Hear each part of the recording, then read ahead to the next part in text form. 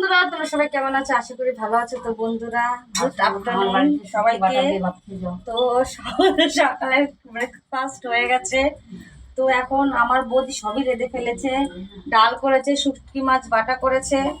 তো বললো লোটে মাছ করতে। তো কোনোদিন তো রান্নার রেসিপি ছাড়িনি। তো ভাবলাম লোটে মাছ যখন করবো তো তোমাদের সাথে শেয়ার করি লোটে মাছ কিভাবে করে। তো তোমরা জানো লোটে মাছ করতে, আমার মতন আমি লোটে মাছ করে আজকে তোমাদের দেখাবো। আরে তো চলো বেশি কথা না বলে স্টার্ট করা যাক। তো সবার প্রথমে কড়াই গরম হয়ে গেছে, কড়াই অলরেডি বসে দিয়েছে। ঠিক আছে, কড়াই অলরেডি বসে দেওয়া হয়ে গেছে। এই যে এখন আমি দেব তেল। তো তেল গরম হয়ে গেছে, তো আমি এখন দেব পেঁয়াজ। এই যে পেঁয়াজ সবার প্রথমে ভাজবো আলুটা দিয়ে ভেজে নেব লাল লাল করে। আলুটা ভেজে নিলেই ভালো হয়। আলুটা সবাই দেখি সমস্ত মাখিয়ে চাখিয়ে বসে দেয়, কিন্তু এটা আলাদা ধরনের আমি আজকে রান্না করব। তো দেখো আগে আলুটা দিয়ে নিই।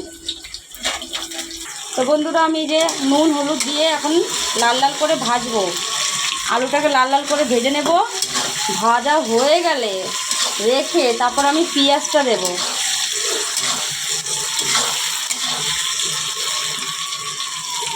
ঠিক আছে, আলুটা ভাজা হয়ে যাক পরে দেখ। তো এখন আমি আলু ভাজা হয়ে গেছে, দেখো আলুটা লাল লাল করে ভেজে রেখে দিয়েছি।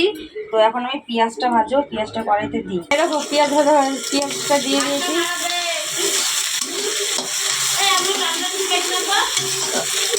এই যে এখন পেঁয়াজটা দিয়ে দিলাম। তো পেঁয়াজটা লাল লাল করে ভাজা হবে। তারপর আমি আদা রসুন কাঁচা লঙ্কা সমস্ত টমেটো পেস্ট করে রেখে দিয়েছি। এ দেখো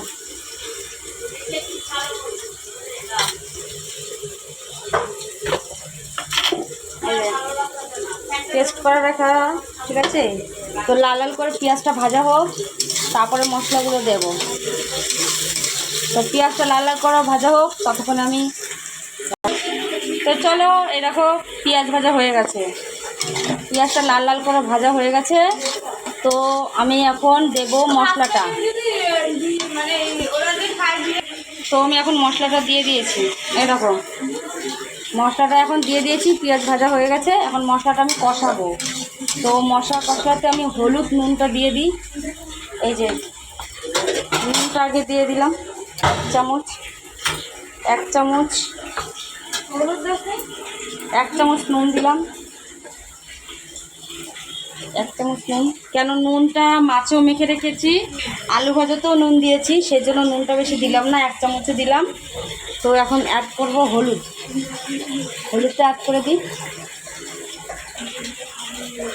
পরিমাণ মতন যতটা মাছ ততটাই হলুদ দেবেন, বেশি দেবেন না। আমি পরিমাণে বেশিটাই দিলাম যতটুকু লাগবে। তো বন্ধুরা, আমি এখন মশলাটা কষিয়ে নিই, তারপর দেখাচ্ছে। এই যে তেল ভাবটা যখন চলে আসবে, আমি এখনও জল দিয়ে কষাইনি। জল ছিল যখন করেছিল, টমেটো ছিল, পেঁয়াজও ছিল, পেঁয়াজের যে জল ছাড়ে টমেটোমও জল ছাড়ে, সেজন্য আমি আর জল দিয়ে কষালাম না। তো আমি এখন তেল ভাবটা যখন চলে আসবে তখন আমি আলুটা দিয়ে দেব। দেখো কষানোটা তেল ছেড়ে দিয়েছে, তেল অনেকটা ছেড়ে দিয়েছে। তো আমি এখন আলুটা দেব। এই যে আলুটা ফ্রাই করা ছিল, এখন আলুটা আমি দিয়ে দেব।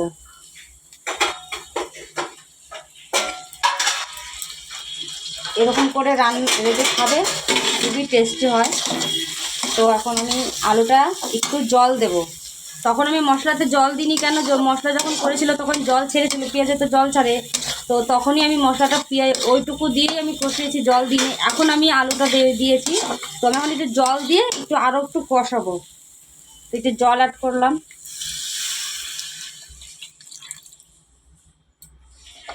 বেশি না, অল্প একটু জল দিলাম।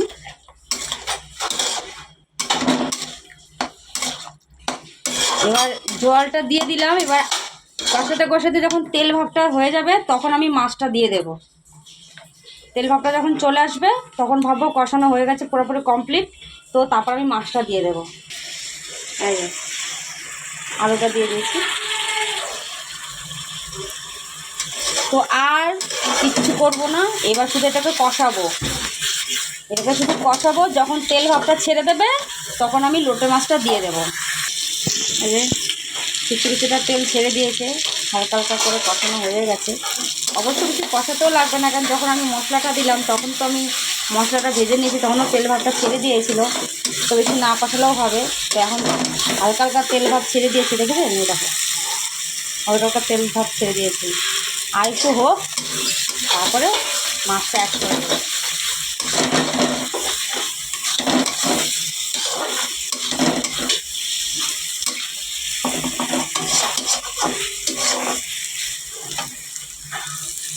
হতে থাকুন।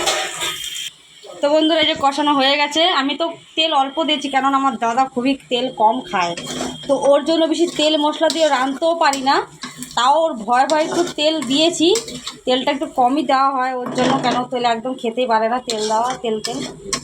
তো যাই হোক, কষানো হয়ে গেছে, তো আমি এখন দেব লোটে মাছটা। এই লোটে মাছ, নুন, হলুদ, তেল, এই 3টে জিনিস দিয়ে এটাকে পুরো মিক্সড করে মেখে দিয়েছি। তো এখন আমি মাছটা এটার উপরে দেব,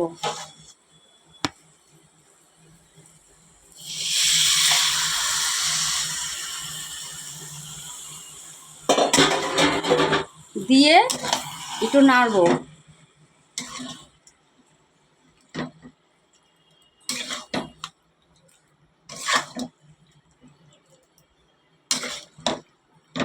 একা হাতে ধরা করা খুবই কঠিন, তো আমার তো মোবাইল ধরার কেউ নেই, সেই জন্য আমি এক হাতে ধরছি আর এক হাতে রেসিপিটা করে দেখাচ্ছি। তো বন্ধুরা কোনো কিছুতে যদি একটু ভুল হয়ে থাকে, দিদিভাইরা ক্ষমা করে দিও বোনটাকে।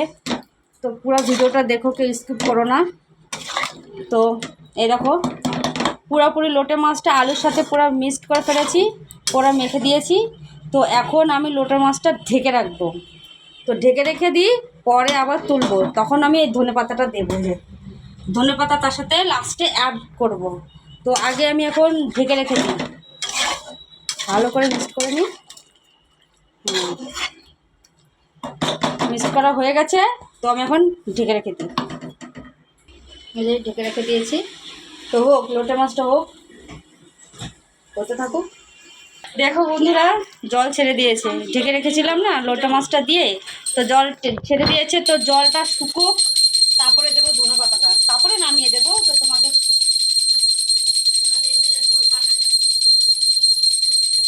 করে থাকুক।